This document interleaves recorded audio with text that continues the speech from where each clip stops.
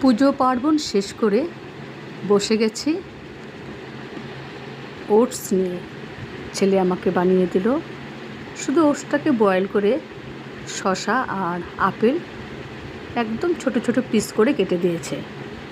নাও এবার খাও, মজা দেখো। কেন মজা দেখার কথা বললাম? আমি ওটস একদম পছন্দ করি না, কিন্তু কি করব, শরীরে যে নানা রোগ বাসা বেঁধেছে, খেতে তো হবেই, সুস্থ থাকতে হবে যে। তার উপরে পুজো এসে গেছে, এখন থেকে শরীর সুস্থ রাখার দায়িত্ব আমার নিজের। তারপর আরম্ভ করে দিয়েছি এক্সারসাইজ আর একটু গানের চর্চা। নাচটা তো এখনও হচ্ছে না, আশা করি আস্তে আস্তে হবে, শুরু করব।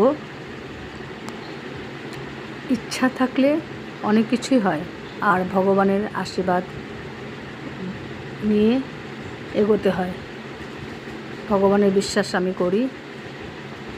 সবাই ভালো থেকো, সবার জন্য শুভ কামনা সবসময় থাকে।